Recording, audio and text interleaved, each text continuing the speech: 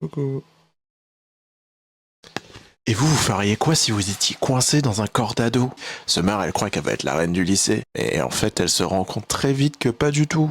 Moi, je pense que si je retournais dans mon corps d'ado de quand j'avais 16 ans, bah, je vais juste essayer de devenir Inoxtag avec toutes mes compétences de montage, d'écriture, de machin. Et au pire, je me rate, mais comme j'ai 16 ans, c'est pas grave. Alors que comme j'en ai bientôt 30, c'est compliqué. Bonjour à tous et bienvenue dans un nouvel épisode du podcast Rick and Morty, le premier épisode.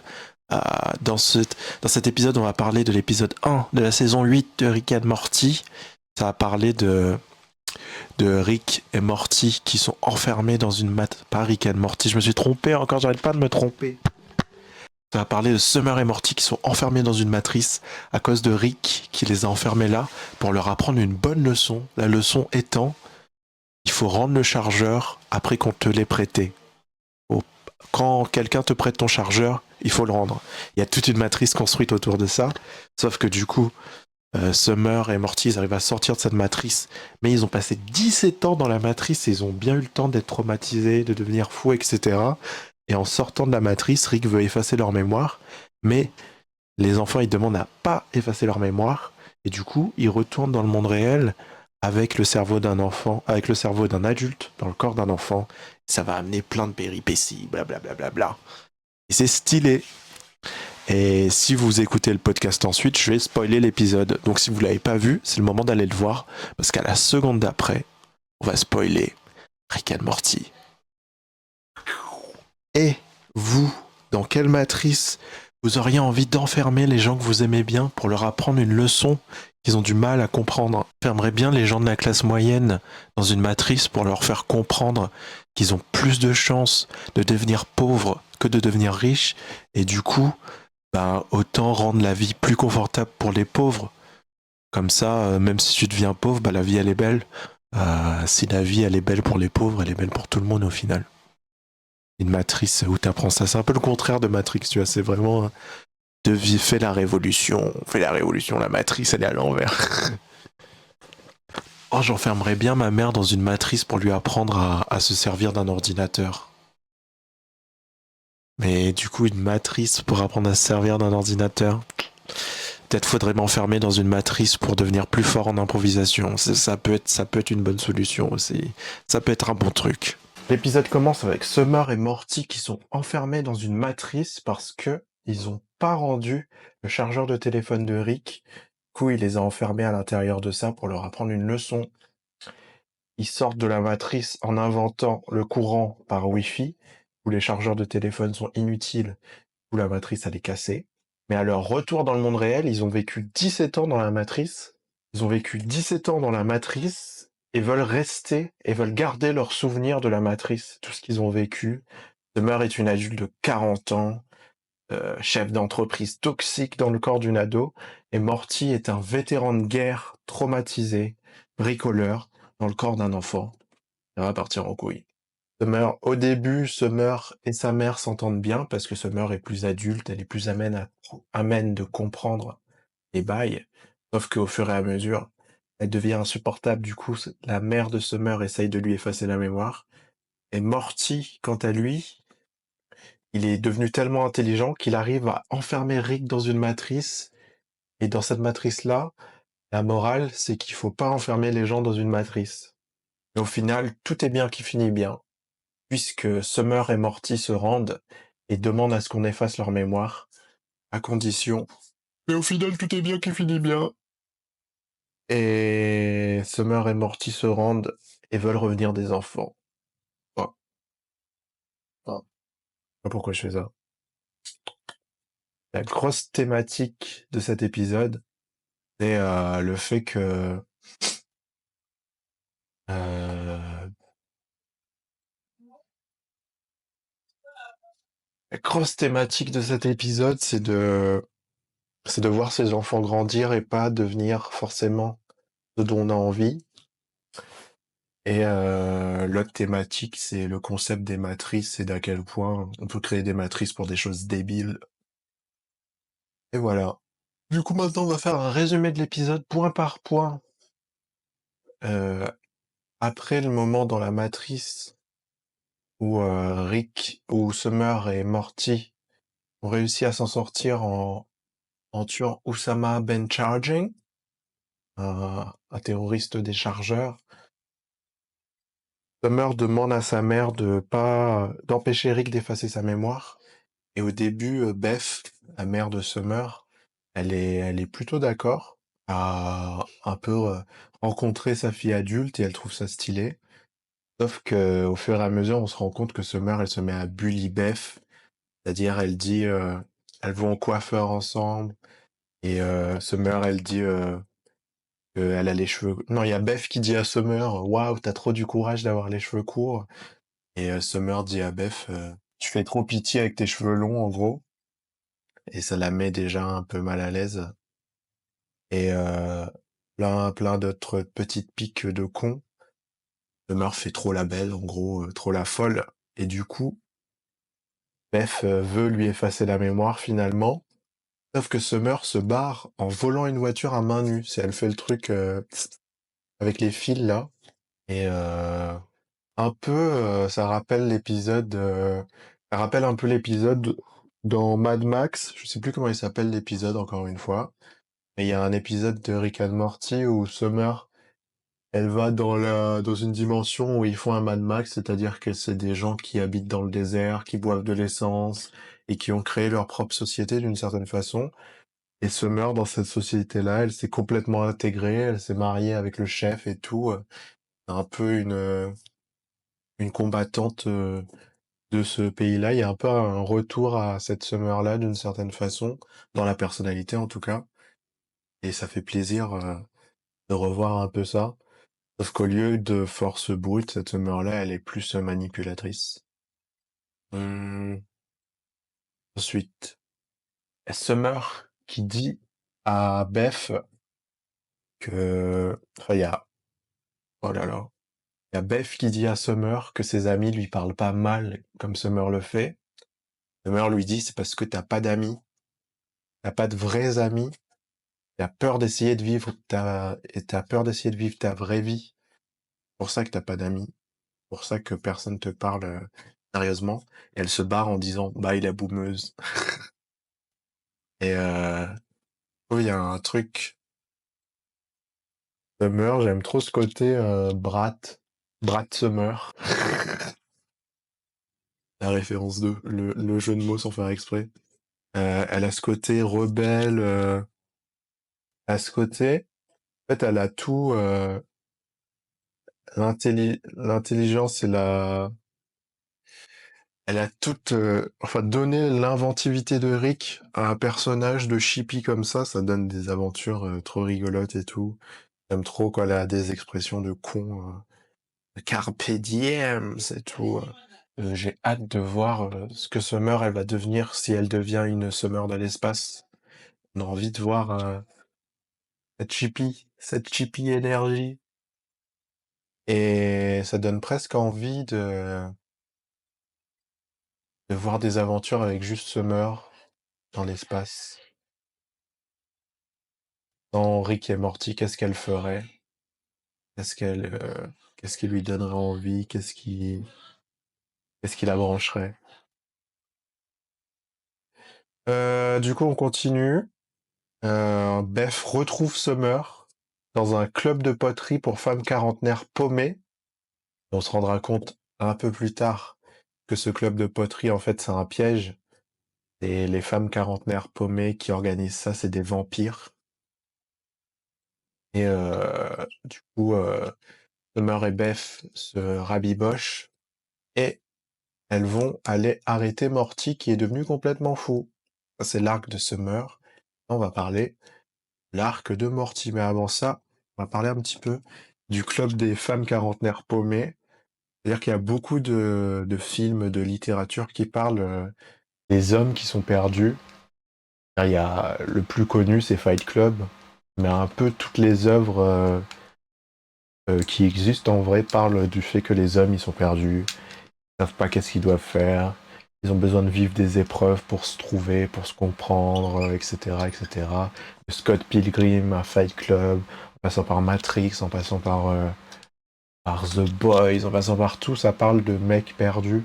Et il n'y a pas beaucoup d'œuvres qui parlent de meufs perdues en vérité, de solitude des femmes, de fait d'être déçu de la vie quand t'es une femme. Il y a ce truc de quand t'es une femme, tu dois toujours être jolie, être présentable, être charmante, parce qu'il y a l'homme de ta vie, blablabla, c'est tout le truc sexiste de merde.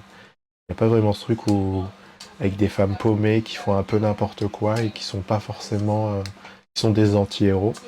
Le seul vrai exemple d'une série avec une meuf paumée qui fait un peu n'importe quoi, c'est Fleabag, la meilleure série sur Amazon Prime, qui est écrite par Phoebe Waller-Bridge. C'est pas du tout de la science-fiction, hein. Et c'est dans la réalisation, c'est assez innovant.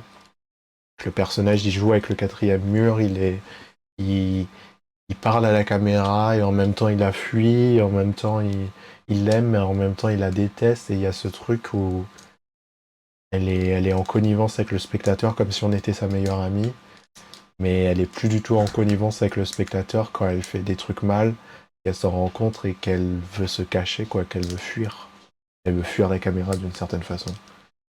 C'est hyper intéressant. C'est hyper drôle aussi. Et l'actrice est trop forte. De toute façon, les Anglais, ils ont ce truc dans l'acting où ils sont au-dessus. Au-dessus. Et elle est trop forte, Phoebe Waller-Bridge. Et une autre série un peu moins drama. Ah, pas pour dire que Fleabag c'est juste un drama, mais ça va dans des trucs dark. Fleabag. Une série un peu plus gentille, un peu plus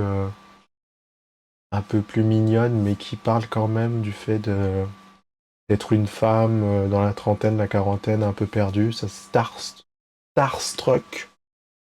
C'est aussi une série anglaise par Rose Matafeo, qui est une meuf drôle de la Nouvelle-Zélande et qui habite à Londres. Et c'est très stylé, c'est très drôle. J'aime beaucoup.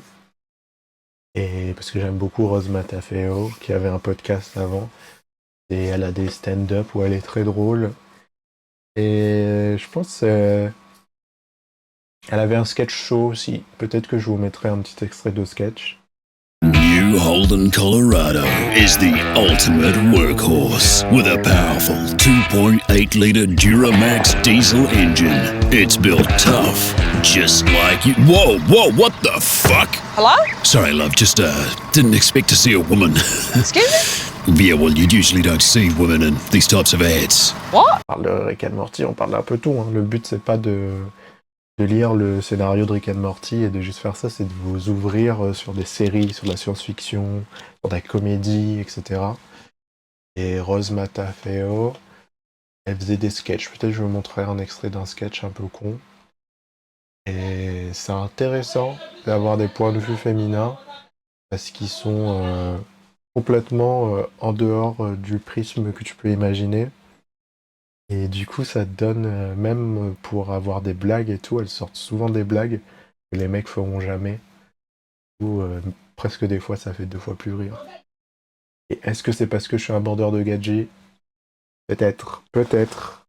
Excusez-moi. Peut-être, j'aime trop les femmes. On enchaîne Morty. On va suivre l'arc de Morty maintenant. Morty, blablabla, il est dans la matrice, il est un soldat, il tue le mec. Il est immortel dans la matrice parce que il fait partie, la matrice est construite autour de lui. Du coup, il fait la guerre avec tous ses amis, mais tous ses amis meurent et c'est le seul survivant parce qu'il est immortel. Et il tue le terroriste et Summer lance le courant par Wi-Fi. Et Morty sort de la matrice et on lui efface pas la mémoire et il vit dans le monde réel avec des souvenirs de guerre et tout, un peu traumatisé. Au début, ça va. Morty, il aide Rick à construire un véhicule à la Mad Max et tout. Et sauf qu'en secret, il veut aller détruire le courant. Un peu ce truc du mec traumatisé qui peut pas arrêter la guerre et qui veut continuer d'une certaine façon. Il veut encore aller détruire la centrale.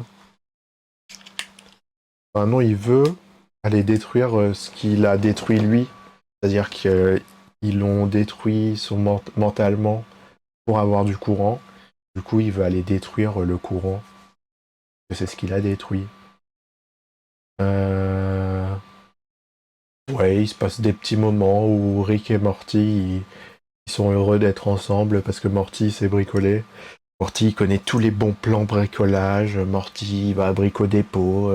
Morty il achète des trucs sur AliExpress. Le mec il invente. Hum.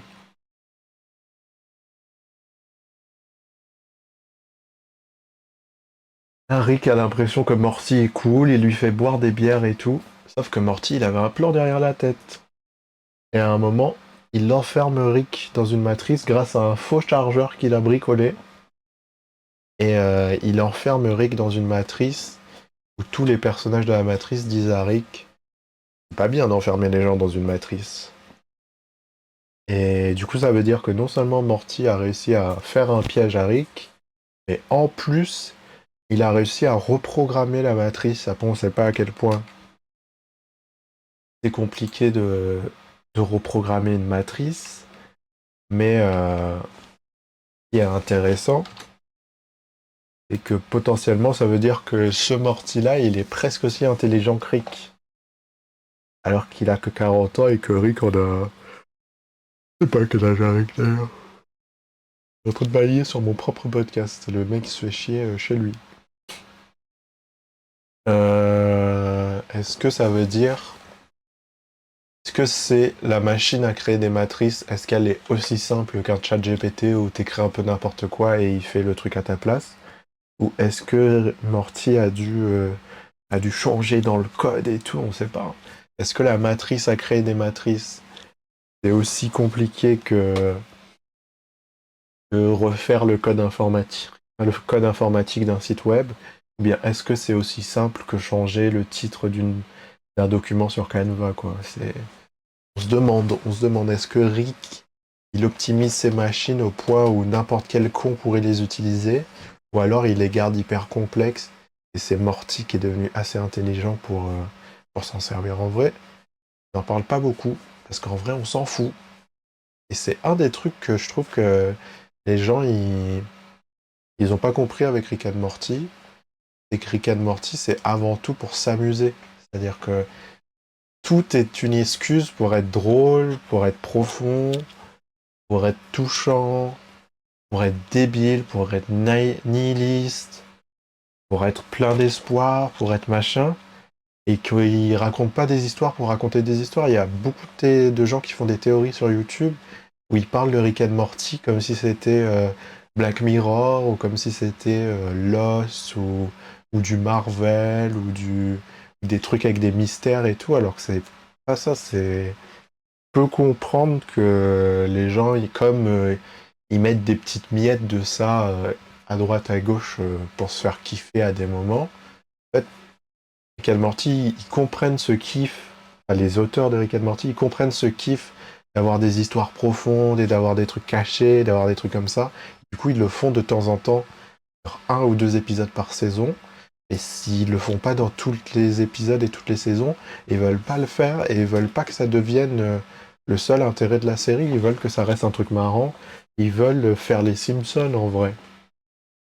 Mais je pense qu'ils ont trop de fans de science-fiction un peu premier degré qui poussent ce côté ouah, Rick and Morty c'est trop profond et tout. Alors que pas tant que ça, et c'est une bonne chose. C'est que il faut que ça reste un truc un peu débile, un peu con, mais qui va un peu trop loin dans ses théories et qui est un peu trop bien fait pour être juste une blague, tu vois. C'est que Rick and Morty, ça doit être une porte vers de la science-fiction plus élitiste. Ça doit pas être directement de la science-fiction élitiste, à mon avis. Et c'est ce que je pense après avoir écouté des, des interviews, des podcasts des créateurs, quoi. C'est que je pense pas qu'ils aient envie de créer, de faire, je sais pas moi, il y a quoi comme truc où faut faire des théories, je sais même pas tellement, c'est pas mon genre de science-fiction, mais ils ont envie que ça reste drôle et que ça reste accessible à tous, quoi. Ils ont jamais envie que tu regardes un épisode de Rick and Morty et tu puisses pas le comprendre si t'as pas vu les 7 saisons. Ils veulent que tu puisses zapper à n'importe quel moment et regarder un épisode de Rick and Morty, même sans savoir le nom des personnages et leur dynamique et tout, c'est que c'est épisodique quand même. Il y a des épisodes où il y a de la narration, mais ça reste les Simpsons, quoi. C'est tu vas sur W9 un vendredi soir et tu regardes un épisode au hasard et tu kiffes. Ça vient du fait que avant les streamings, les trucs comme ça, bah, la télévision, on regardait un peu dans le désordre, on zappait un peu comme on faisait. Des fois, on voyait l'épisode 10 et on s'en battait les couilles. Et les séries étaient construites pour que tu puisses voir l'épisode 10 sans avoir vu l'épisode 1 et comprendre quand même. Rick and Morty est un peu construit comme ça, même s'il y a il y a des petites croquettes pour les gens qui ont tout suivi. Mais c'est une lettre d'amour à ce type de télévision-là, un peu cyclique. Et les gens, ils sont tellement habitués aux séries Netflix où tous les épisodes se suivent et tu peux pas regarder l'épisode 10 si t'as pas vu l'épisode 1, qu'ils appliquent un peu les mêmes logiques à Rick and Morty alors que pas forcément, quoi. Voilà, j'ai fait un rant, un discours un peu inutile sur le fait que Rick and Morty doit rester drôle. De la façon la moins drôle possible. Du coup, Morty, il a créé sa machine de la mort et il va pour détruire, euh, le truc de courant de l'Amérique. Comme par hasard, l'Amérique, où leur courant, il est centralisé à un seul endroit et tous les figurants, ils font des blagues sur ça. Alors qu'en vérité, l'électricité, à mon avis, j'imagine, j'en sais rien en vrai, bah t'as des relais. Comme ça, s'il y a un truc qui tombe, bah les autres trucs, ils restent là, quoi. Et même qui se partagent le travail, etc., etc. Et là, c'est comme s'il y avait qu'un seul point. C'est un peu le truc des films d'action où t'as un seul truc à faire exploser et le monde, il est détruit, quoi. Et Morty, il avance après la première ligne de défense, la deuxième, la troisième. La dernière ligne de défense, c'est de l'eau, et qu'il y a un genre de lac autour de la centrale. Et comme il avait prévu de mettre un tuba sur son tank, bah, il arrive à passer. Un peu con. C'est un peu fait exprès, hein, c'est la blague. Le mec qui suranalyse les blagues alors qu'il a dit juste avant, faut pas suranalyser les blagues. Mais du coup, est-ce que les tanks, juste les couler et les mecs à l'intérieur, ils se noient? Je pense pas, je pense à un tank. Après, si, il y a le trou pour les balles. Je pense qu'il y a peut-être un siphon ou un truc comme ça, non? Est-ce qu'un tank, si tu le mets dans un verre d'eau, le mec, il meurt? En fait, parce qu'un tank, à mon avis, je sais pas. Et ouais, ça avance, ça avance. Morty arrive à rentrer dans la centrale. Morty va pour détruire la centrale nucléaire et Summer l'arrête et lui avoue que c'est elle qui l'a envoyé à la guerre. Parce que quand Summer était dans la matrice, elle s'est rendue compte que le seul moyen de sortir de la matrice, c'était d'avoir le contrôle sur l'électricité. Et du coup, le seul moyen d'avoir le contrôle sur l'électricité, c'était d'avoir plein d'électricité. Pour avoir plein d'électricité, il faut faire la guerre. Pour avoir du lithium. C'est un peu un commentaire sur... pas vraiment un commentaire, hein, c'est juste ils ont repris le truc. Il n'y a pas vraiment comment on dit? Pas vraiment de réflexion. En fait, ils parlent souvent des conflits au Moyen-Orient, etc., mais ils apportent jamais un point de vue vraiment revendicateur. Ils disent jamais Free Palestine ou des bails comme ça, ou la guerre à Gaza et tout. Alors que je pense que bah, les auteurs de Rick and Morty sont plutôt de gauche et sont plutôt anti-impérialisme, je pense. Ils sont pas trop guerre d'Irak et tout. Ils ont pas trop kiffé. Et je pense qu'ils ont pas ça reste des Américains, quoi. Ils ont pas la lecture que nous on a. Peut-être il y a moins de gens dans leur entourage qui sont sensibilisés à ça. Mais ça m'étonne parce qu'il y a Summer il parle beaucoup dit beaucoup des références de TikTok et tout, qu'elle est pas ce truc Free Palestine. Si ça se trouve, il y aura un épisode de Rick and Morty Free Palestine, hein. On sait pas. Ce serait casse-gueule. Ils ont un épisode où Rick, il arrive à résolver le conflit israélo-palestinien. mais à aucun moment ils donnent leur avis, ils disent qu'un côté est mieux ou d'un autre est mieux. Et les Américains, ils ont souvent des avis un peu catastrophiques sur ce sujet-là. Ouais, pour la guerre pour le lithium, et ils s'avouent que machin, que c'est triste, etc. Du coup, ils se disent, ouais, la vie c'est trop triste, vaut mieux qu'on efface nos mémoires et qu'on redevienne des enfants. Et là, ils se rendent à la police et tout. Et les scientifiques qui étaient dans la centrale, ils leur font la morale, ils leur disent, voilà, c'est pour ça qu'il faut pas voler les inventions de son grand-père. Sauf que de la façon qu'ils disent, les gens, ils se disent, pas Rick, Morty et Summer, ils se disent que c'est la, en fait, ils sont encore enfermés dans une matrice et le rôle de cette matrice, c'est de leur apprendre qu'il faut pas voler les inventions de son grand-père et du coup, ils se mettent à tabasser les scientifiques et tout. Sauf que c'était pas une matrice, c'était la vraie vie. Et les scientifiques, ils ont juste dit un truc logique de, faut pas, quand ton grand-père c'est un savant fou, bah faut pas jouer avec ces trucs, quoi. Et ça amène le point de comment tu sais que t'es dans une matrice d'une certaine façon. Et c'est un peu comme dans Inception où tu sais pas vraiment si t'es dans un rêve ou pas. Et t'es un peu parano de si t'es dans un rêve ou pas. Et est-ce que dans Matrix, ils avaient ce truc d'être parano de s'ils sont dans la matrice ou s'ils sont plus dans la matrice? Je pense pas qu'il y ait... Moi, je les ai pas tous regardés, les Matrix, et j'ai pas un souvenir de fou. Le concept, il est incroyable, mais les films, j'en ai pas des souvenirs de fou parce que j'étais trop vieux quand je les ai vus, je pense. Bah, c'était plus la mode, quoi. C'était déjà des très vieux films quand je les ai vus. Un peu des films démodés. Mais est-ce qu'il y a un Matrix où Neo, il sait pas s'il est dans la matrice ou pas, et il se réveille en dehors de la matrice, puis dans la matrice, puis en dehors de la matrice, puis dans la matrice, puis enfin en dehors de la matrice. On rend compte que non, il est encore dans la matrice. En vrai, ce serait un bon film Matrix. Mais j'ai vu le dernier Matrix.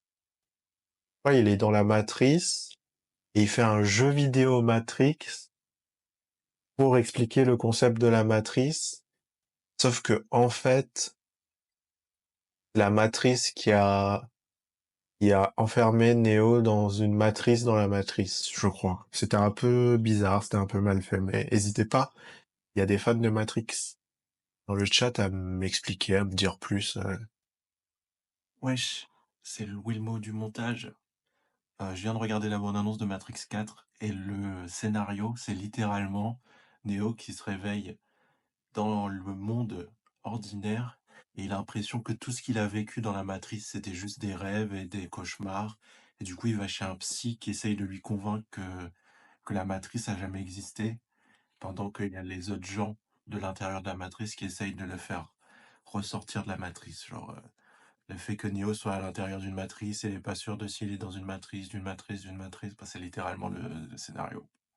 Je me rappelais plus. Mais ça a l'air bien du coup. Pourquoi j'avais pas trop aimé le film, je sais pas. Peut-être que je le reverrai et je pourrais vous dire. Peut-être pas.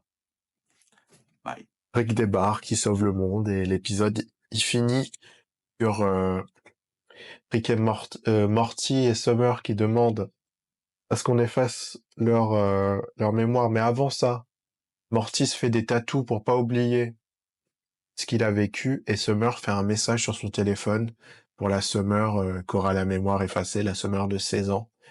Pas de retour. Sauf que le Morty, mémoire effacée, il aime pas du tout les tatous qu'on lui a fait et il supplie à Rick de lui enlever. Et la Summer du futur, elle voit le message sur son téléphone et elle l'écoute même pas, elle est en mode trop long, j'ai pas lu. Ça se finit sur ça, un peu sur les enfants sont ingrats, en gros. Ouais, un peu. Ingrats, ils sont un peu cons. Et voilà. Euh, C'est la fin de cet épisode, j'ai fait un peu tout le résumé comme un connard. Mais...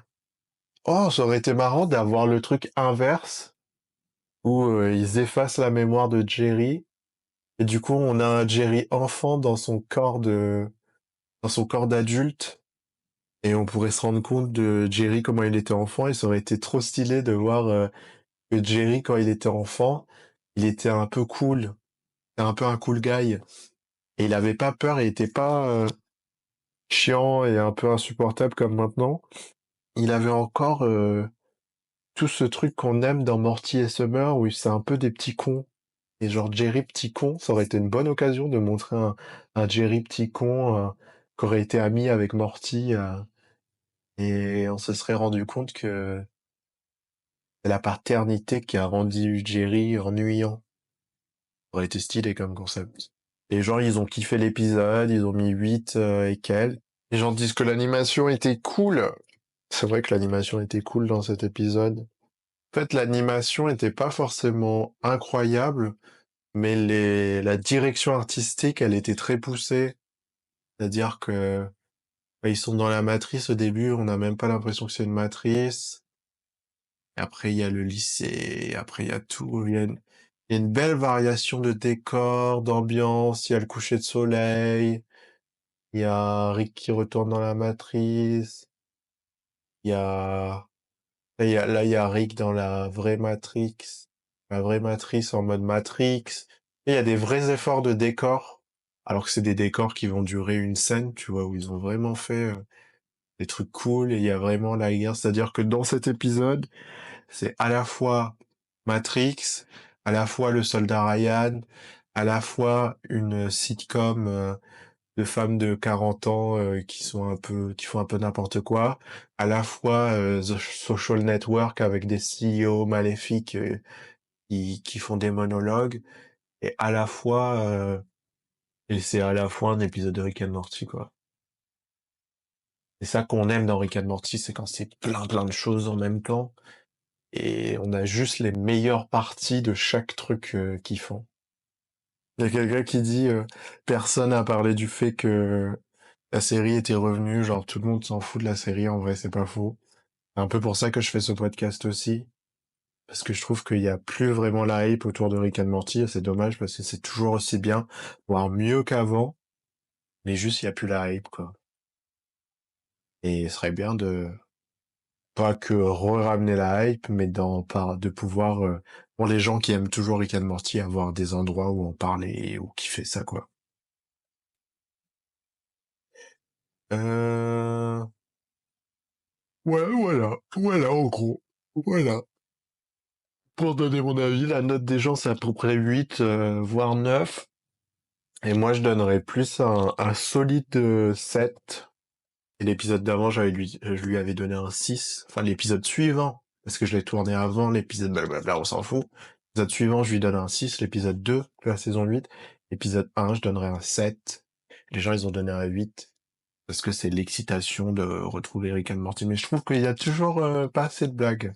On veut du Rick and Morty con, juste des conneries. On sent qu'ils sont encore un peu dans le flex. Et c'est bien, tu vois, parce que c'est beau, c'est passionnant, mais j'ai envie d'un épisode que des conneries. Et j'espère qu'ils nous donneront ça bientôt. Oh, la frame de fou. Pour finir, on peut faire un petit jeu. Quel véhicule de combat j'aurais pour survivre à l'apocalypse? La moto de Jackie Wells, est-ce que vous pouvez le voir bien? La moto de Jackie Wells dans Cyberpunk. C'est une bonne excuse pour parler de Cyberpunk 2077. Il y avait plein de trucs en plus. C'est mon jeu vidéo préféré. En gros, pour faire simple, c'est GTA dans le futur où les gens c'est des cyborgs, c'est-à-dire qu'ils sont à moitié humains, à moitié robots. Enfin, ils sont toujours humains, mais ils ont des parties d'eux qui sont robots et qui sont augmentés. Et c'est un milliard de trucs. Allez regarder Cyberpunk Edge Runner si vous l'avez pas vu. C'est une dinguerie, c'est le meilleur truc, le meilleur bail.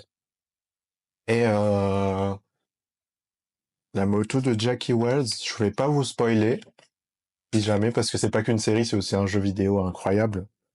Mon jeu vidéo préféré de très très loin. Je crois que je l'ai fini. C'est le seul vidéo que j'ai fini, le jeu vidéo que j'ai fini 2-3 fois. C'est vraiment un jeu vidéo qui dure plus de 100 heures, quoi. J'y ai passé beaucoup de temps, mais je vais pas vous spoiler Jackie Wells, mais c'est un personnage qui est très touchant et que je trouve c'est un tonton, quoi. C'est un tonton, c'est le tonton qu'on a tous envie d'avoir.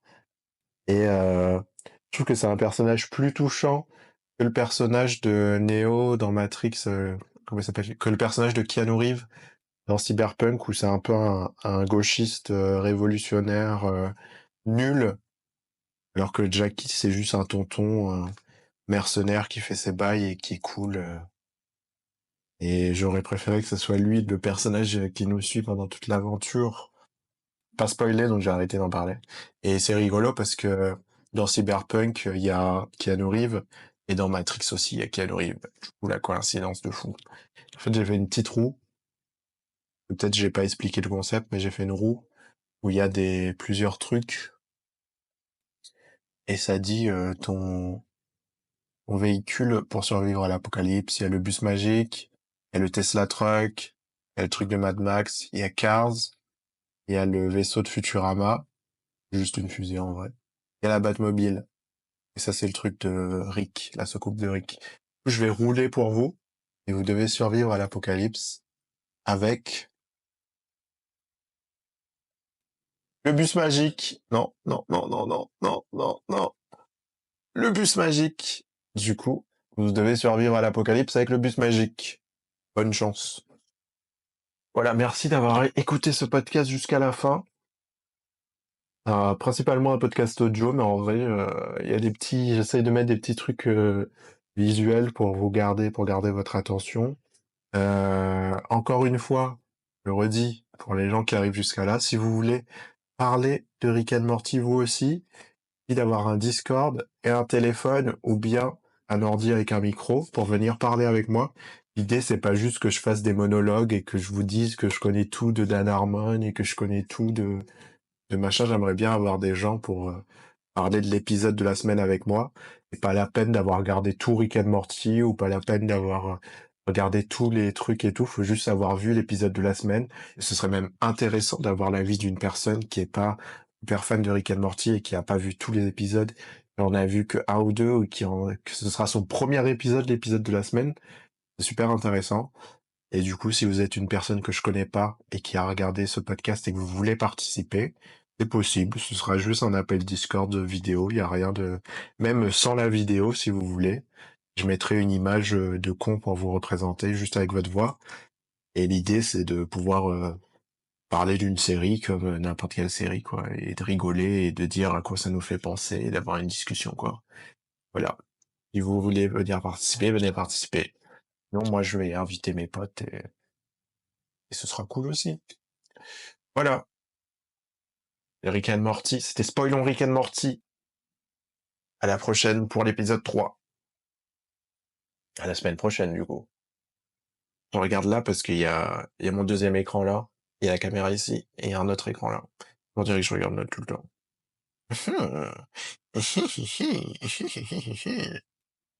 Bye.